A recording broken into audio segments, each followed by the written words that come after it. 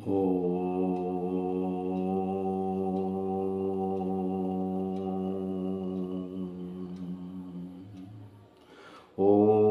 तत्सं यो रावृणीमहे गातुं यज्ञाय गातुं यज्ञपतये दैवी स्वस्तिरस्तु नः स्वस्तिर्मानुषेभ्यः ऊर्ध्वं दिगातवेषजं सं नो अस्तु द्विपदे सं चतुष्टदे ఓం శాంతి శాంతి శాంతి. ఓం సహస్రశీర్షా పురుష సహస్రాక్షాత్ సహస్రపాత్ స భూమిం విశ్వతో ఋత్వా అత్యతిష్టద్దశాంగుళం పురుష ఏవేదకం సర్వం యద్భూతం యచ్చ భవ్యం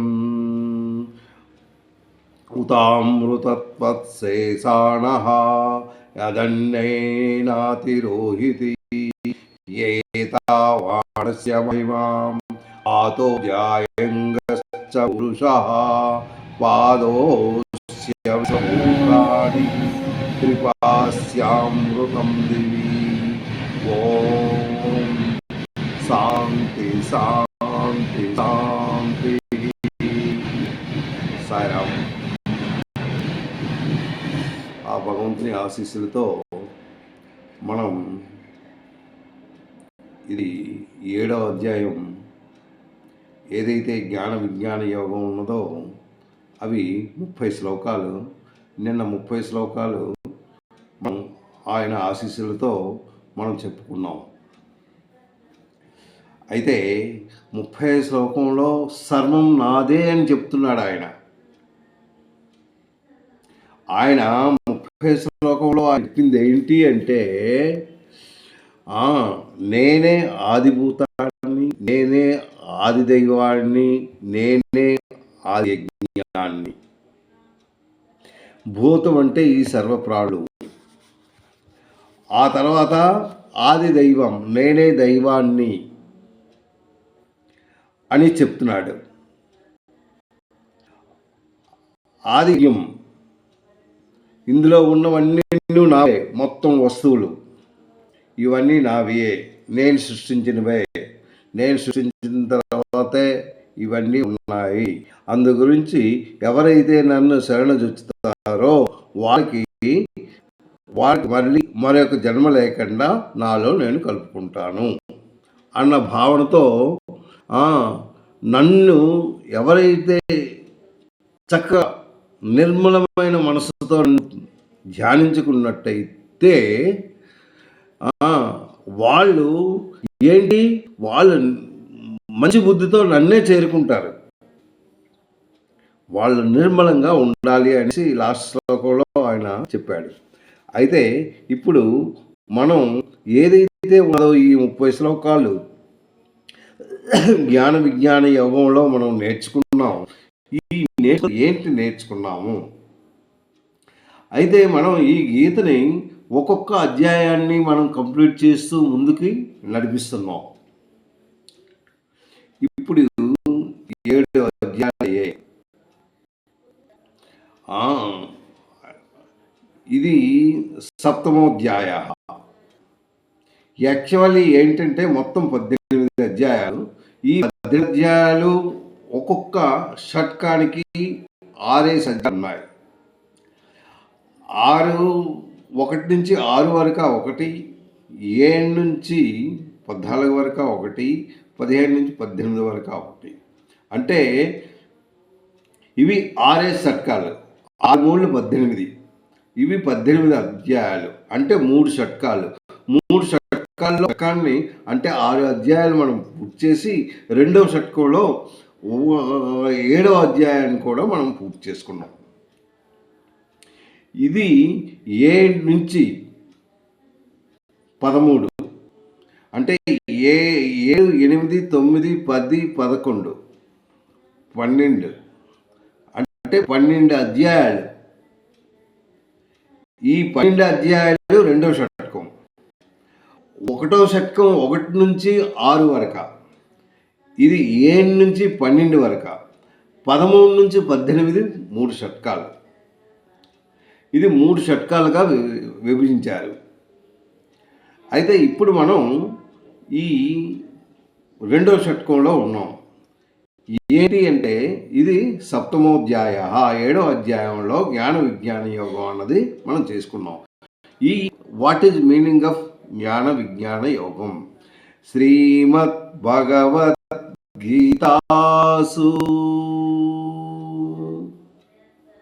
ఉపనిషత్తు బ్రహ్మ విద్యాయాం యోగశాస్త్రే శ్రీకృష్ణార్జున సంవాదే జ్ఞాన విజ్ఞాన యోగం సప్తమోధ్యాయః. అంటే 7 అధ్యాయాలు. ఈ 7 అధ్యాయాల్లో అంటే ఈ 7 అధ్యాయాల్లో ఈ 30 శ్లోకాలు మనం చదువుకోండి. దాంట్లో ఏమున్నది, ఏమున్నాము అన్నది కావాలి. అంటే ఫస్ట్ ఆ 7వ అధ్యాయంలో ఏంటుంది? అసలు 1వ అధ్యాయంలో ఏంటిది? అర్జున విషాద యోగం, 2వది సంఖ్యాయోగం, 3వది కర్మయోగం, 4వది కర్మ సన్యాసి యోగం, 5వది జ్ఞాన కర్మ సంయోగం. అంటే జ్ఞాన కర్మ సన్యాస, అది 4వ అధ్యాయం. 5వ అధ్యాయం ఆత్మ సంయమ యోగం. అయితే ఒక్కొక్క అధ్యాయాలను మనం కంప్లీట్ చేసుకుంటూ ఇది 7వ అధ్యాయం జ్ఞాన విజ్ఞాన యోగం అన్నది మనం ఇప్పుడు చెప్పుకుంటున్నాం. అయితే దీంట్లో ఏంటి భగవంతుడు మనకి ఏంటి నేర్పాడు? 30 శ్లోకాలు మనం చెప్పిసుకున్నాం కదా, ఏంటి అసలు నేర్పాడు? ఏంటి? 1వ శ్లోకంలో ఆయన ఏంటన్నాడు? ముందు నేను సింపుల్గా చెప్తాను, ఎందుకంటే మనకి టైం చాలా తక్కువ. నాయందే జ్ఞానం కలగాలి. ఎవరైతే నాయందే భక్తి కలవారై ఉంటారో, నన్ను తెలుసుకున్న విధానం ఎలాగ నన్ను తెలుసుకుంటారో ఆ విధానం నేను చెప్పను, నువ్వు జాగ్రత్తగా విను అర్జున. ఇది శ్రీకృష్ణార్జున అంటే ఇది కృష్ణుడు చెప్పిన మాటలు. ఓ అర్జున, ఇది నేను నీకు చెప్తాను, నే సర్వజ్ఞి. నన్ను చేరే విధం ఎలా చేరుకుంటారో నేను ఒక్కొక్కటి జాగ్రత్తగా చెప్తాను, నువ్వు జాగ్రత్తగా విను అనేసి కృష్ణుడు అర్జునుడు చెప్తున్నాడు. కానీ అది మనకు చెప్పినట్టే, మనం కూడాను దాన్ని జాగ్రత్తగా మనం విందాం. విని ఆయనలో ఎలా చేరుకోగలమో మనం అర్థం చేసుకుందాం. అది 1వ శ్లోకంలో చెప్తూ, నేను దీని గురించి నేను సంపూర్ణంగా చెప్తాను.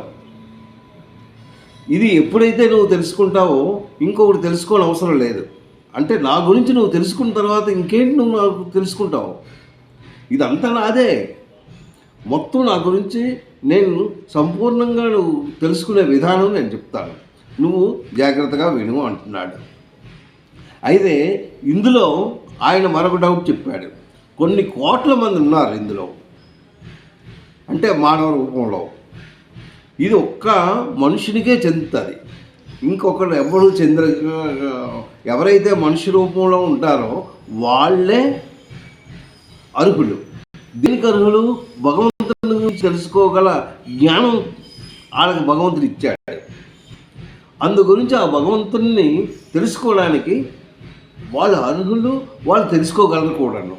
కానీ ఇంతమందిలో కొన్ని కోట్ల మంది ఉన్నారు, అందులో కోట్లో ఒక్కరు కూడా నన్ను అర్థం చేసుకోవడం చాలా కష్టమైన పని. కానీ ప్రయత్నించినట్టయితే తప్పక మీరు నన్ను చేరుకోగలరు అంటున్నాడు. అయితే ఆయన నేను సర్వోత్తముణ్ణి అని చెప్తున్నాడు. ఆ తర్వాత ఏంటి, ఈ ప్రకృతి అంతా నాదే, ఈ ప్రకృతిని సృష్టించిన వాడిని నేనే. పర అపర అనేసి 2 ప్రకృతులు ఉన్నాయి. ఈ ప్రకృతి అంటే ఏంటి, ఇవి మొత్తం 8 రకాలుగా ఉన్నాయి. ఏంటి మీకు తెలిసిందే, భూమి, ఆకాశం,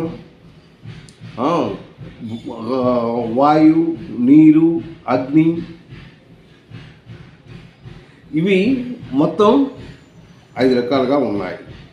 అవి కాక మరొక 3, మనస్సు, బుద్ధి, అహంకారం. ఈ మొత్తం ఈ 8 ఇవి ప్రకృతులు. ఇవి కాక పర అపర ప్రకృతి, అపర ప్రకృతి, ఇవన్నీ పర ప్రకృతి. ఏంటి, ఇవి కాక ఈ మొత్తం సృష్టిని కూడా నేనే సృష్టించాను. ఏంటి, సూర్యుడు, చంద్రుడు, ఈ గ్రహాలు ఏవైతే ఉన్నాయో అవి సృష్టించిన వాడిని నేనే అనేసి ఎంత సృష్టికర్తో, ఎంత శక్తి ఆయనలో ఉందో మనం ఒక్కసారి అర్థం చేసుకుంటే చాలు. ఈ జగత్తుకు మూలం అంటే నేనే అంటున్నాడు. ఇవి 2 రకాల ప్రకృతులు, పర అపర అని చెప్తున్నాడు. ఆ తర్వాత ఇందులో ఇంకొకటి ఏం చెప్పాడంటే, ఈ పుట్టుక, చావడం అంటే మొత్తం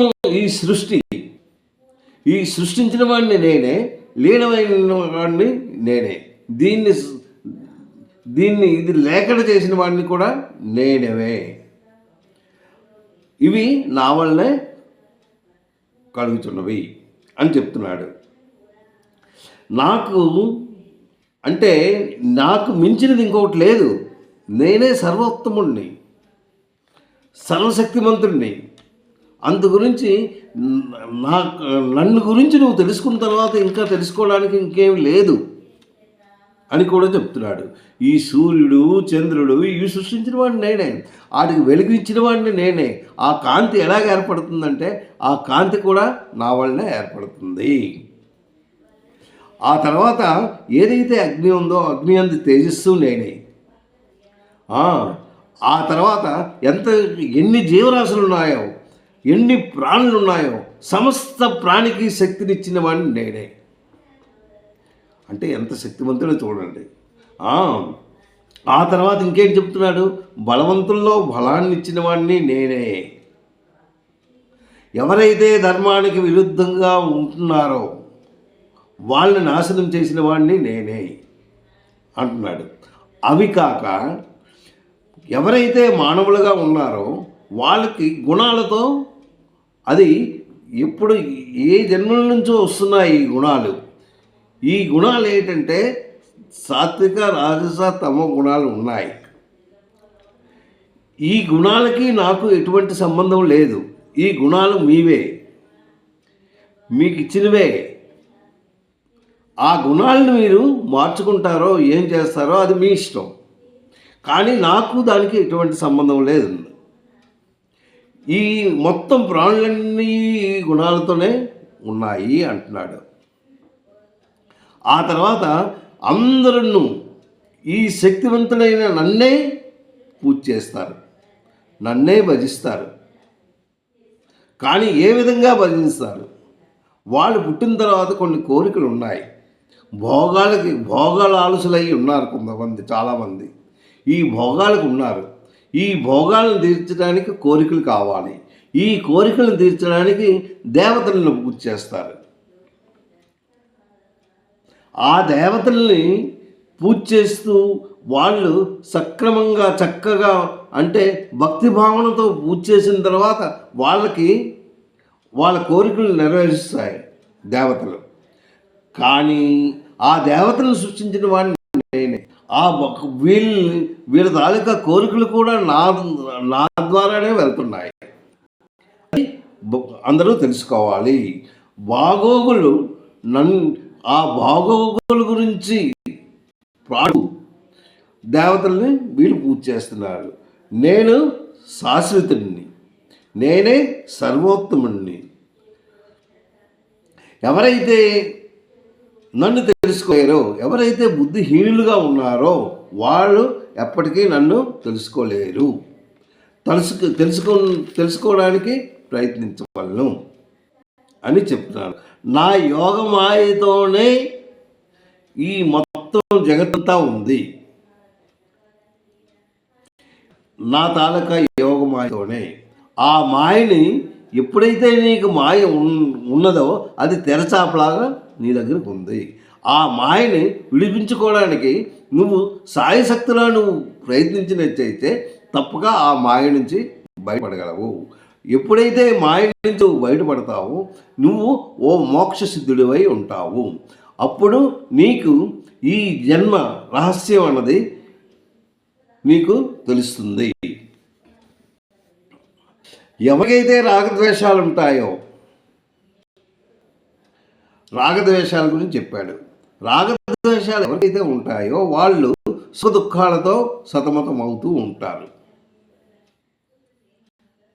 ఆ రాగద్వేషాలకి దూరంగా ఉండాలి.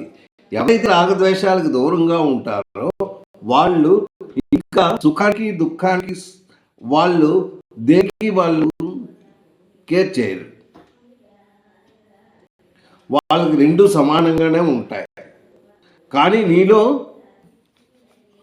ఈ బుద్ధిని జాగ్రత్తగా పరుచుకోవాలి. నిష్కామ కర్మతో ఎవరైతే పుణ్యకర్మలు చేస్తారో ఎలా పుణ్యకర్మలు చేస్తారు?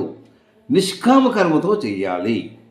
ఎవరైతే వీళ్ళు ఆచరిస్తారో వాళ్ళు రాగద్వేషాలకి దూరంగా ఉంటారు. అంటే ఈ రాగద్వేషాల వల్లనే ఇది కింద పడిపోతున్నారు, దానివల్లనే సుఖదుఖాలకి సతమతం అవుతున్నారు. కానీ ఇది పోవాలంటే నువ్వు సత్కర్మలు చెయ్యాలి, మంచి కర్మలు చెయ్యాలి, మంచి బుద్ధిని అనుభవించాలి, మంచిగా భగవంతుని ప్రార్థించాలి, మంచి కర్మలను అనుభవిస్తూ ఉండాలి. ఎవ్వరికి ఎటువంటి ద్వేషాలు ఉండకూడదు. ఎవరి మీద నువ్వు చాడీలు చెప్పడం అలాంటివి ఉండకూడదు. ముందు నీ గురించి నువ్వు ఆలోచించవయ్యా. నీ గురించి నువ్వు ఆలోచించి ఇంకొకరి గురించి నువ్వు ఆలోచించినంత జ్ఞానం నీకెక్కడుంది? ముందు నువ్వెవరు, నేను చేస్తున్న పని ఏంటి, నేను ఎంతవరకు నేను జీవించగలను, ఈ జీవం ఉన్నంతకాలము నేను ఏం చేశాను, ఏం తెలుసుకున్నాను, ఆ భగవంతుని శక్తి వలన నేను ఉన్నాక ఈ శక్తి ఎలా వస్తుంది, వాడి గురించి నువ్వు తెలుసుకోవాలి. అప్పుడే నువ్వు మంచిగా ఉంటావు అని చేయాలి. నన్ను ఎవరైతే శరణ పొందుతారో పూర్తిగా, అంటే నువ్వు నాకు ఇంకొకరు లేరు, ఇదంతా నీదే అన్న భావనతో పూర్తిగా శరణ పొంది ఎవరైతే వేడుకుంటారో ఆ తర్వాత సంపూర్ణ కర్మను కూడా, ఏదైతే కర్మలు ఉన్నాయో ఈ కర్మలన్నీ భగవంతుడిని అర్పించి, అందులో అంటే కర్మను చేసిన వరకే, దాని ఫలితాన్ని ఆశించకూడదు, అది భగవంతుని మీద ఉంచాలి. నన్ను అంత్యకాలంలో అయితే నువ్వు ఈ విధంగా ఉన్నావు, ఈ సతమతం అవుతున్నావు, మొత్తం జీవితం అంతా కింద మీద పడుతున్నావు, సుఖ దుఃఖాలకి ఇది అవుతున్నావు. కానీ నీకు ఒక లెవెల్ ఉంది, పుట్టి చావు. నీకు అంతిమ కాలంలోకి వచ్చేస్తున్నావు, లాస్ట్ ఎండింగ్ దశకు వచ్చేస్తున్నావు. ఈ ఎండింగ్ దశలో కూడా నీ కర్మల్ని సత్కర్మలు చేస్తూ నన్నే కానీ నువ్వు సేవించినట్టయితే, నన్నే కానీ నువ్వు తెలుసుకున్నవాడు అయితే, నా శక్తిని, నా పురుషోత్తముని, నా తాలూకా దీన్ని నువ్వు అర్థం చేసుకున్నట్టయితే తప్పక నువ్వు నన్ను చేరగలవు అనేసి లాస్ట్ శ్లోకంలో మనకి అది అందించారు. అంటే నిశ్చలమైన బుద్ధి ఉండాలి, నిశ్చలమైన బుద్ధి ఉండాలి. ఆ తర్వాత సత్కర్మలతోని మంచి కర్మలు చేస్తూ ఉండి ఆ భగవంతుని ధ్యానంలో ఉంటూ సర్వదా ఆయన్ని తలంచుకున్నట్టయితే నీ అంతిమ దిశలో కూడా లాస్ట్కి వచ్చేసావు. ఆ టైంలో కూడా నువ్వు భగవంతుడిని ప్రార్థించినట్టయితే తప్పక నువ్వు నన్ను చేరగలవు అన్న భావనతో ఇది ఈ ఈ 7వ అధ్యాయాన్ని మనకి సప్తమోధ్యాయం, ఈ 7వ అధ్యాయం చక్కగా మనకి ఆ భగవంతుడు మనకు అందజేశారు. భగవాన్ వాచా, చూడండి, భగవాన్ వాచ అన్నాడు కానీ కృష్ణ వాచ అనలేదు. అంటే ఆ కృష్ణుడే భగవంతుడు. ఇందులో ఈ జ్ఞాన విజ్ఞాన యోగంలో ఒక బహునాం జన్మనామంతే అంటే అందులో చూడు ఎన్నో జన్మలు ఎత్తుతున్నావు. ఈ జన్మలు పోతుంది, బస్ చావు పుట్టుక ఇవన్నీ అవుతున్నాయి. 19వ శ్లోకంలో చాలా మంచిది. బహునాం జన్మనాం అంతే జ్ఞానానాం మాం ప్రవర్జ్యతే వాసుదేవ సర్వమీతి మహాత్మా సద్గురుజా సదుర్లభ సుదుర్లభ అన్నాడు. ఏంటి సుదుర్లభ అంటే నీకు లభించును, నీకు నేను లభించదను. ఎలా లభిస్తావు? మంచి మనసుతో నువ్వు చేసినట్టే. అనేక జన్మల పెద్దప్ప అంటే భగవత్వాన్ని ఎరిగినవాడు ఈ జన్మలో కొంత తెలుసుకున్నావు, తర్వాత చెప్తావు, మళ్ళీ దాన్ని తెలుసుకున్నావు. అంటే ఈ భగవత్ తత్వాన్ని తెలుసుకోవడం ఎలా తెలుసుకుంటావు అంటే ఆ భగవంతుని తత్వాన్ని కొంతవరకు నువ్వు చేసుకున్నావు, ఆ తర్వాత నీకు మరణ కారణం వచ్చేసింది. అయితే నువ్వు ఏదైతే మంచి చేసావో దిస్ విల్ ఫార్వర్డ్ నెక్స్ట్ జన్మ. ఆ జన్మలో కొంత తెలుసుకున్నావు, తెలుసుకొని ఆ భగవంతుని గురించి చేస్తూ ఉన్నావు. అలాగ ఎన్ని జన్మలు ఎత్తాలో ఆయన పాదాల దగ్గర చేరుకోవడానికి. అందుకే బహునాం జన్మనామంతే జ్ఞానానాం మాం ప్రవర్జ్యతే. అంటే తత్వాన్ని ఎరింగిన జ్ఞాని కావాలంటే ఎన్నో జన్మలు ఎత్తుతూ ఉండాలి అంటున్నాడు. ప్రవర్జ్యతే అంటే భజించు. నా గురించే నువ్వు అలాగా పూజలు చేస్తూ, నా గురించే భజనలు చేస్తూ, నా గురించే తలంచినట్లయితే నీ కర్మను మాత్రం నువ్వు విడిచిపెట్టకూడదు. కర్మ చేస్తూ ఉండాలి, భగవద్ధ్యానంలో ఉండాలి. అలా చేస్తూ అలాగా కొన్ని శాస్త్రాలు, కొన్ని ఇవి మనకి ఎన్నో శాస్త్రాలు అందించారు భగవంతుడు. భాగవతాన్ని అందించాడు, రామాయణాన్ని అందించాడు, ఆ తర్వాత భగవద్గీతను కూడా అందించాడు. ఇవన్నీ శాస్త్రాలు ఉన్నాయి, ఎన్నో ఉపద్ఘాతాలు ఉన్నాయి. అవన్నీ చదువుకొని జ్ఞానాన్ని పెంచుకోవాలి. పెంచుకుంటే తప్పక మనకి మంచి అంటే ఆ భగవంతుల్లో తప్పక మనం చేరుకోగలము అన్న భావనతో ఈయన ఈ 7వ అధ్యాయాన్ని మనకు అందించారు సాయిరాం. మనం 8వ యోగానికి అంటే అష్టమ యోగం, అది 8వ యోగం అక్షర పరబ్రహ్మ యోగం అన్నారు. ఈ అక్షర పరబ్రహ్మ యోగాన్ని మనం తెలుసుకున్న తర్వాత యోగాన్ని మనం తెలుసుకుందాం. అంటే ఒక షట్కం కంప్లీట్ అయిపోయింది, 2వ షట్కంలో మనం అడుగుపెట్టాం. ఈ 2వ షట్కంలో ఒక్కొక్కటి మనం తెలుసుకుందాం. ఆ భగవంతుడు ఏం చెప్తున్నాడు? అక్షర పరబ్రహ్మ యోగం అంటే ఆ బ్రహ్మే. బ్రహ్మార్పణం బ్రహ్మవే బ్రహ్మాగ్నో బ్రహ్మణాహుతం బ్రహ్మైవతీన గంతవ్యం బ్రహ్మకర్మ సమాధి, అంతా ఆయనే. ఆ విషయాలు మనం తెలుసుకుంటున్నాం అన్నమాట. ఇప్పుడు నెక్స్ట్ అక్షర బ్రహ్మలో ఇంకా చక్కగా మనకు తెలియపరుస్తాడు సాయిరాం.